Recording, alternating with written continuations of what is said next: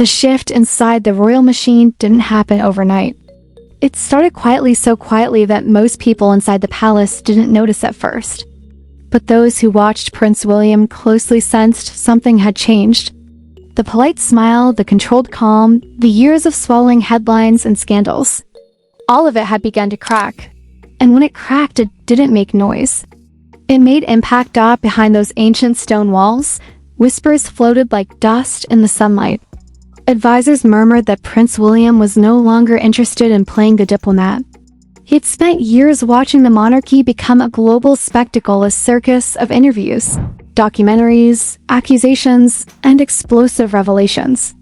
For the longest time, he tried to be patient, tried to believe this storm would pass, but this time the storm wasn't outside. It was family. Insiders claimed the breaking point arrived when William finally admitted to himself that the threats weren't coming from the press or the public. They were coming from inside the bloodline. The institution he was destined to inherit wasn't simply bruised. It was bleeding out. And someone had to stop the bleeding. That someone, he decided, was him. Quietly, he began meeting with a select group of advisors, the kind who operate in dimly lit rooms and never leave paper trails. According to those close to the situation, William made one thing crystal clear. There would be no more bending to emotion, no more patching over chaos with compassion. If the monarchy was to survive another generation, it needed discipline. It needed steel.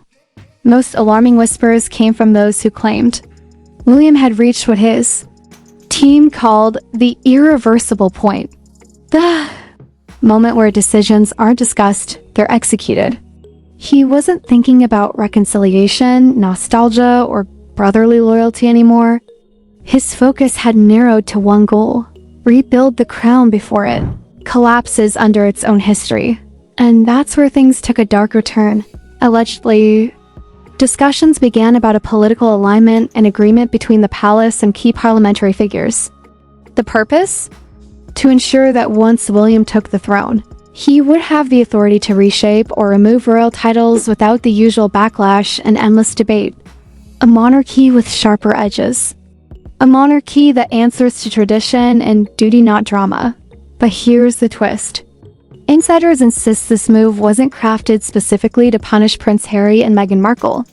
It was built to protect the crown from anyone who carried the royal name but not the royal responsibility.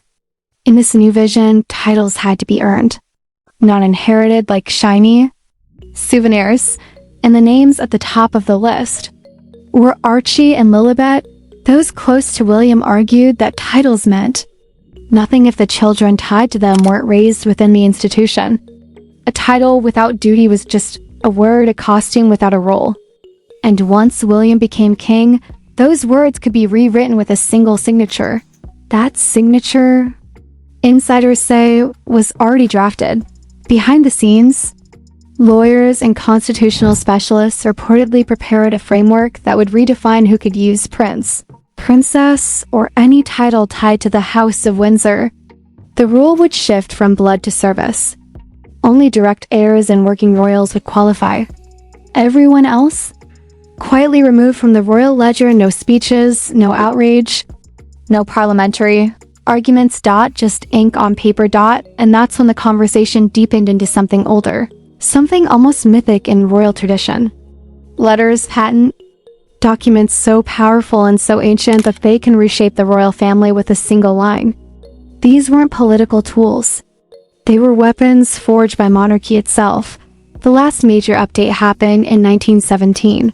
Since then, every royal title for every child has been defined by that century-old text. But just because it's old doesn't mean it's unbreakable. The crown can change it when it chooses, and according to insiders, William intended to choose. Behind closed doors, experts had already drafted what the next update might look like. The new rule was brutal in its clarity. Only those who serve the monarchy may carry the monarchy's name. Anyone who steps away, anyone raised outside royal obligation, anyone who treats royal status like a brand instead of a duty, removed. No trial. No debate. Just erased. That possibility hit California like an earthquake. While the British press speculated, Those close to Meghan Markle claim her team immediately went into panic mode. Her global brand, her identity in Hollywood, her influence, all of it leaned heavily on one word: Duchess. Without it, the empire she built around herself suddenly looked unstable. Back in London, a very different tension brewed. King Charles and Prince William, father and son, the monarch and the heir, found themselves standing on opposite sides of the same moment in history. Charles, ever the peacemaker, still believed in healing and forgiveness, and leaving the door open for family to return. He had spent decades smoothing over the cracks in the royal facade, choosing diplomacy even when it cost him personally. But William had lost the taste for compromise. According to palace insiders, their private conversations had grown sharper. There were icy pauses, raised voices behind closed doors, moments where their differences weren't just visible, they were unignorable. At one point, Charles reportedly told his son, "Mercy holds the family together." William's reply cut like metal. Mercy is what keeps breaking it. For him, compassion had become a weakness, an opening that invited scandal after scandal, documentary after documentary, accusation after accusation. You didn't see emotion as a virtue anymore. He saw it as a liability. Across Parliament, the sentiment wasn't far off. Politicians had begun muttering that the monarchy's endless drama was hurting the country's image. They wanted order, structure, control. And to William, that was the final push he needed. He didn't want permission. He wanted results. Across Europe, one moment changed everything for Prince William. A few years earlier, the Danish throne stunned the world when Queen Margrethe stripped several of her grandchildren of their royal titles. No scandals, no family fights, just a firm declaration that the monarchy must be lean to survive. That one decision echoed through Buckingham Palace like a distant warning bell. Insiders say William watched it unfold with sharp interest. He didn't see cruelty. He saw clarity. A precedent, a strategy, a roadmap for a future where the crown was lighter, stronger, and free from the suffocating burden of entitlement. That decision became his blueprint. A monarchy with fewer royals, more purpose, and no room for those who used titles as currency. And from that moment, the vision crystallized. The British monarchy would not crumble under pressure. It would reshape itself. Behind palace doors, a quiet operation began. Meetings with constitutional strategists, calls with advisors who understood European royal reforms, analysis of public sentiment. Every step was taken with cold precision. William wasn't preparing for conflict. He was preparing for reconstruction. The crown would enter a new era, sharper and uncompromising. Sharper and uncompromising. Meanwhile, thousands of miles away in Montecito, the atmosphere inside the sprawling California mansion shifted from luxury to fear. When whispers reached Meghan Markle that her Duchess title and her children's titles could vanish with a single royal signature, everything changed. The confidence, the calm speeches, the polished public image, all of it trembled. Those closest to her claims she immediately called emergency strategy meetings. PR specialists, agents, legal teams, brand directors, everyone packed into glass offices, trying to figure out one question: what happens if the title disappears? Because without it, her brand wasn't royal anymore. It was ordinary. And ordinary doesn't sell podcasts, documentaries, or lifestyle empires. As the news spread across Hollywood, another shift occurred. Invitations slowed. Brand interest cooled. Agents who once chased her now waited. No one wanted to invest in a name that might lose its shine. And insiders say Meghan's panic grew sharper every hour. In an attempt to salvage control. She allegedly explored legal angles, trademarking the Sussex title as a surname or branding tool.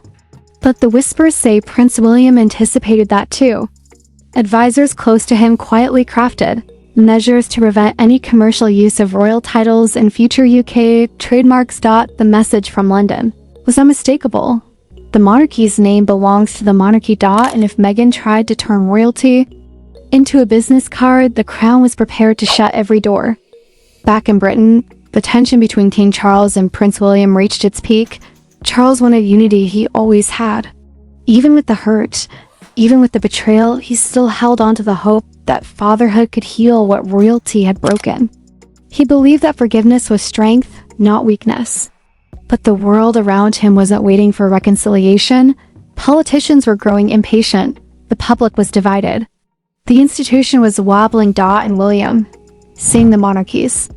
Survival at stake, refused to let emotion cloud judgment any longer. According to palace insiders, one final confrontation took place. It wasn't loud. It wasn't dramatic. It was worse, cold, quiet, decisive. Charles allegedly pleaded for time, for compassion, for consideration of the long-term consequences. But William had already crossed the threshold. He wasn't thinking as a son. He was thinking as a king in waiting. Across the Atlantic, Prince Harry felt the ground splitting beneath him. As the whispers turned into credible reports, insiders say he made one last private call to his father. Not as the Duke of Sussex, not as a global figure, but simply as a son someone trying desperately to hold on to. The last threads of Family sources claim the call rang unanswered. Messages were received but not replied to. And for Harry, that silence felt like a closed door. A final chapter written in a voice he didn't want to hear. The monarchy wasn't cutting him off out of anger. It was restructuring.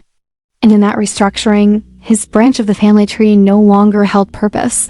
Back in Montecito, Meghan was fighting her own crisis.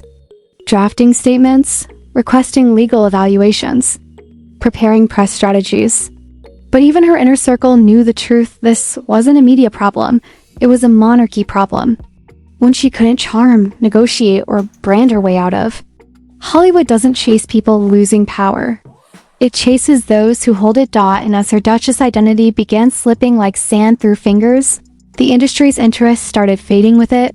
One insider described the mood inside the mansion as controlled collapse. Meetings grew longer, tension grew thicker. Panic became routine.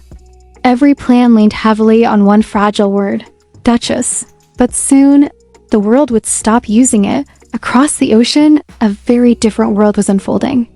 Dawn broke over London, bathing Buckingham Palace in a soft, steady glow. Inside, for the first time in years, there was peace. Not the peace of harmony, but the peace of order.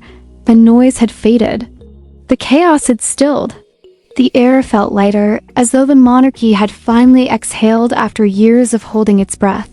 Prince William, fully stepping into the role he had been shaped for since childhood, stood not as the gentle prince the world had known, but as a reformer. A leader who understood that crowns were not inherited by accident. They were carried by those strong enough to protect them. People began seeing him differently. Some called him bold. Some called him heartless. But all agreed on one thing. He acted. And across the sea, Meghan Markle faced the silence she had never imagined.